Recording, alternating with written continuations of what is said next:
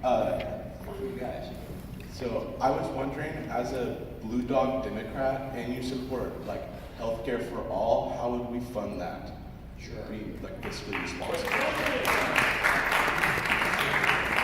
Well, and that's one of the as a Blue Dog Democrat, you know, what does that mean? I mean, some folks don't know what that is. It's basically a moderate Democrat that is strong on fiscal responsibility, is pro-labor and pro-business, believes regulation is appropriate in certain circumstances, and likes to work across the aisle. Yeah, that's kind of a summary.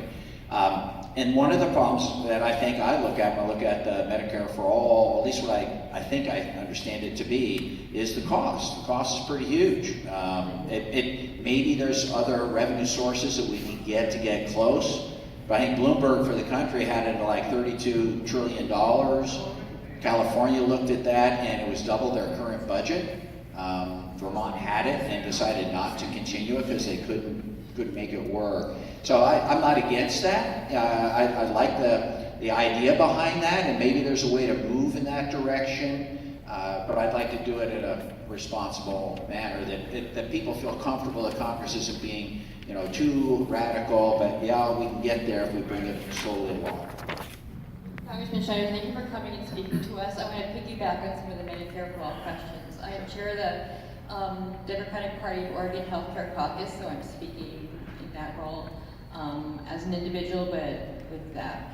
So the priority item for the Democratic Party of Oregon, which I'm sure you know, is as healthcare is a human right, we want to adopt an equitable, high quality, comprehensive, universal, publicly funded healthcare system, including coverage of many different things, including preventative emergency services, vision, dental, hearing, etc.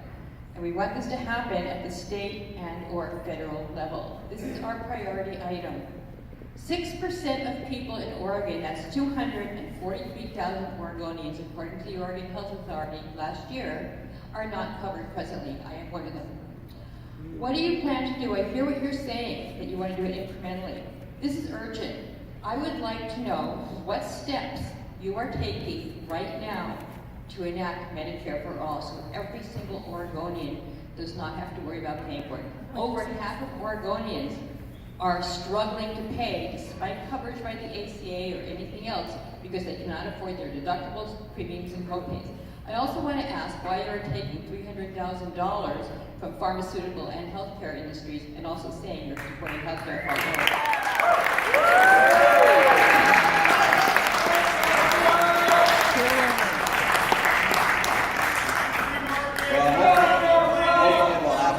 In the near future to reduce members of Congress's requirement to raise tons of money to support their campaigns to get the message out. H.R. 1 will be probably one of the bills we'll be dealing with in the very, very near future.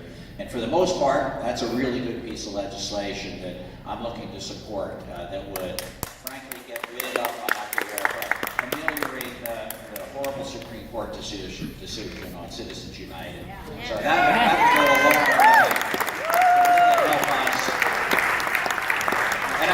And unfortunately, I try and get funds from everybody to run my campaigns. This is a pretty big district, population's growing, and to make sure everyone at least hears what I'm talking about. And I try not to be beholden to any one person. And that's kind of the way I've approached it at this point in time. To your other point about what am I doing now to make sure healthcare can be affordable to everybody, is I got reappointed to the co-chairmanship of the Healthcare Task Force for the New Democrats. And we worked really well together last time to try and develop a plan that would take care of folks like you.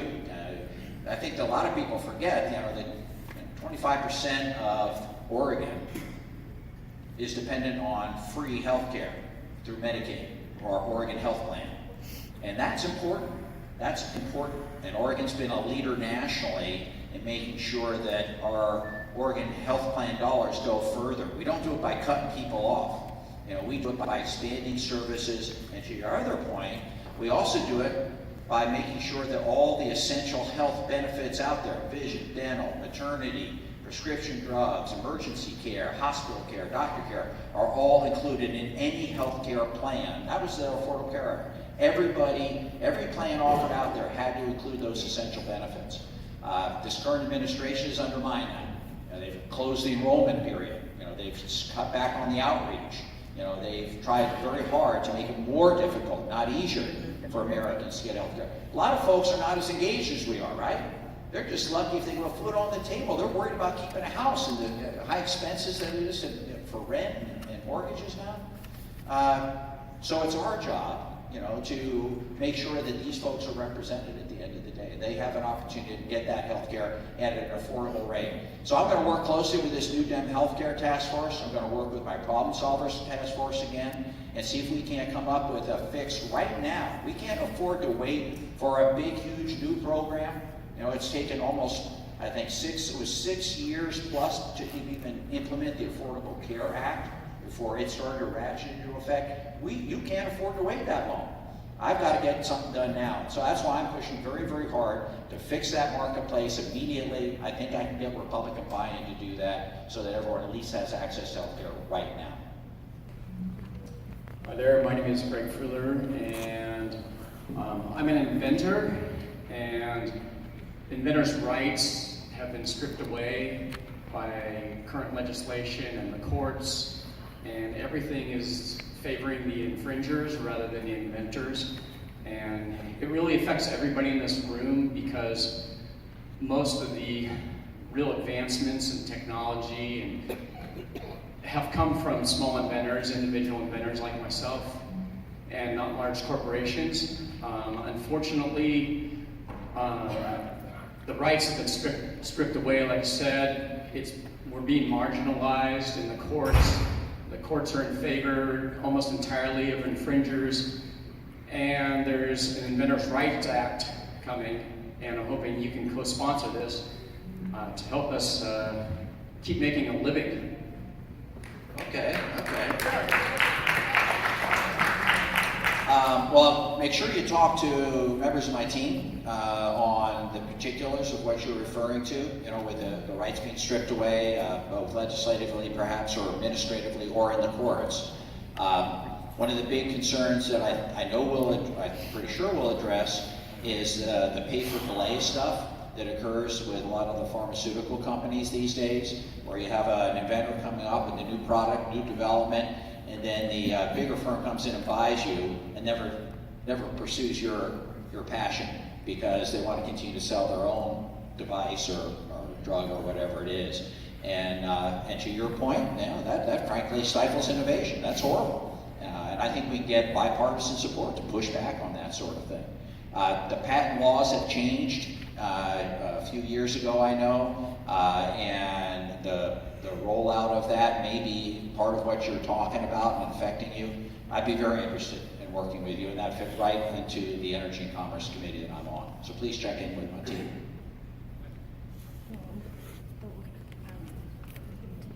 We have one brief person first.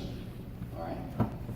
I want to thank you, Kurt Schrader, for showing up today. I've been calling your office and begging for your town halls.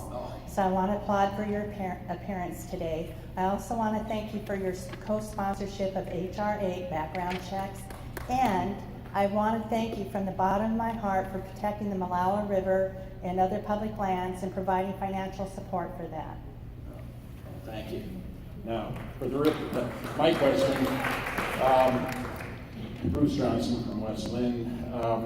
There is a recent act which was actually a bipartisan agreement, the Natural Resources Management Act, I think is what it was called, which established some national parks and also gave up a few things. I'd like you to comment on that a little bit as far as what we gained and what we lost. That's a good question, and I'm not sure I can answer it fully yet. That came out of the Senate just very recently. I know Senator White and Senator Milwaukie from Alaska were huge proponents of this. And it's the first huge public lands bill that we've seen in probably a decade plus. It's the first one I've seen since I've come to Congress over 10 years ago.